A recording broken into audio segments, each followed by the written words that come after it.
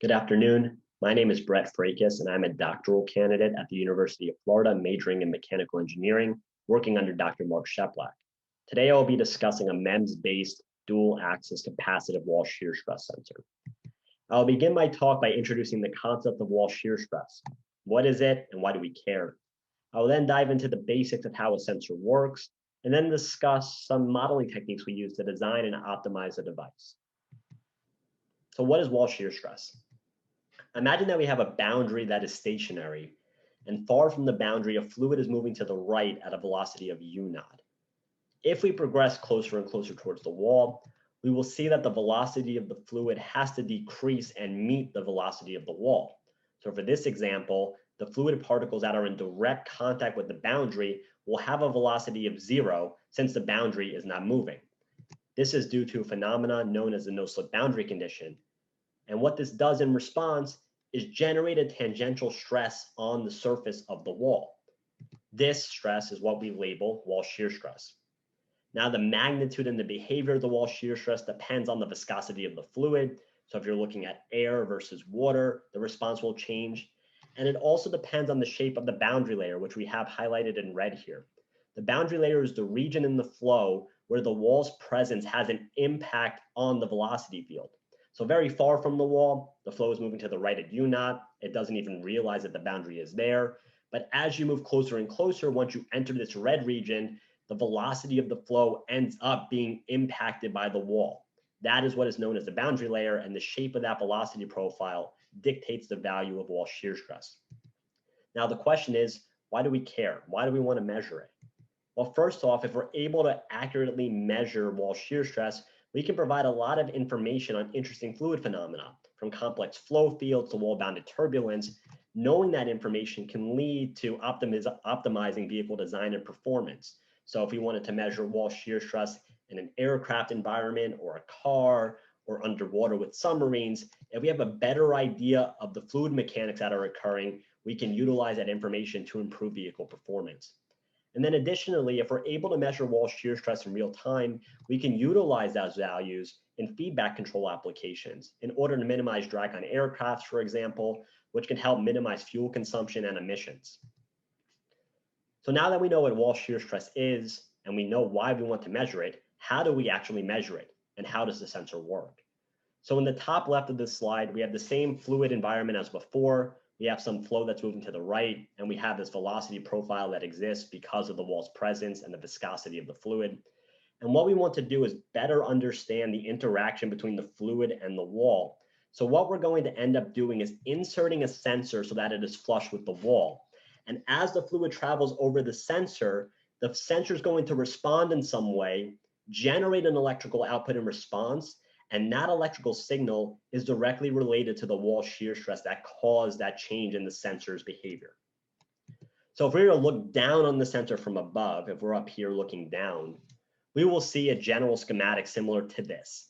And in the center of this is our main proof mass, or our floating element, which is our main sensing element. It's typically in the order of 1 to 2 millimeters, and the wall shear stress will act on this floating element. Now, on the four corners of this proof mass, we see these L-shaped flexures that are known as crab leg tethers.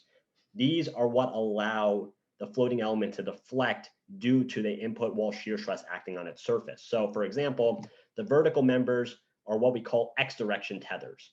So as the sensor moves in the X direction to the right or to the left, you can imagine that these vertical tethers will bend in response. And similarly, if the floating element were to deflect up or down in the Y direction, these horizontal members will bend, and those are what we call our Y direction tethers. Now, depending on the geometry of those tethers and the input wall shear stress value, the floating element will deflect a certain amount. And that is what we use in order to generate an electrical response. So along the perimeter of the floating element, we have these light gray extrusions that are known as comb fingers. And these comb fingers form variable capacitors with the darker comb fingers from fixed electrodes. So as the floating element deflects, those capacitances will change in response as we are changing the gap between those comb finger values. So as the floating element deflects, we will have a variable capacitance change, and that capacitance change creates an electrical response that is related to wall shear stress. So to summarize this slide, We have our floating element that is the main sensing area for our wall shear stress. It will deflect under a particular wall shear stress value. That deflection depends on the geometry of the device as a whole, including the tethers that support it. And that deflection will generate a capacitance change, which therefore will create an electrical response output of the device. So having that basic understanding, the next question is, how do we design it? And we basically break it down to basic models.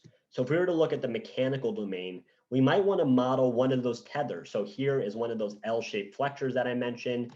Here's a free body diagram of it. We have some reaction moments and reaction forces that exist. We have forces and distributed loads that exist due to the input wall shear stress acting over it. And we can go through and derive theoretical predictions for what the deflection would be per unit wall shear stress. Now, having that deflection value, we can go ahead and model it in the electrical domain, as that deflection is directly tied to a capacitance change. So here in this circuit, without getting too bogged down in the details, we have capacitance changes on each side of the floating element, and that capacitance change is measured using an operational amplifier topology to create a voltage output. Now that voltage output, again, the stress is directly related to the input wall shear stress that perturb the floating element. Lastly, we will couple those two domains and utilize lumped element modeling to predict different performance metrics of the device, including sensitivity, resonance, bandwidth, and minimum detectable signal. Now, once we have those modeling relationships established and we have a general idea of how the sensor will perform theoretically, we want to optimize the device and choose the best geometry prior to fabrication. So once we have those relations, we want to choose an objective function depending on the application. So maybe you want to measure very low valued shear stress values. So maybe you want a very low minimum detectable signal or very high sensitivity in order to capture those fluctuations. Or maybe you're more interested in a wide range of frequencies in a turbulent boundary layer, and you might try to optimize your bandwidth in response. So depending on your application, you'll choose an objective function to optimize. Then, based on your modeling relations and the parameters of interest, you will determine constraints, which are typically nonlinear, and bounds of parameters. So these parameters might be the width of a tether, or the length of a comb finger, or the size of the floating element itself.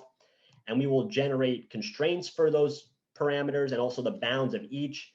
And then utilizing MATLAB, a non-sequential quadratic programming technique, we can go ahead and find the ideal geometry for the device based on all of our theoretical models.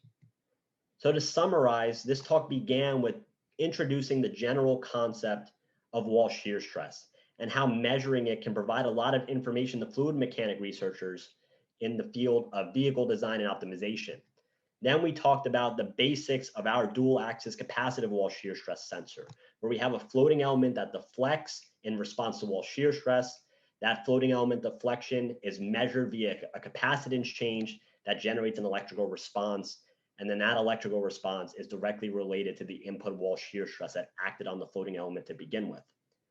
We concluded with the methodology of design and optimization, breaking it down into the basic mechanical and electrical domains, coupling them in order to predict sensitivity and bandwidth and other performance metrics.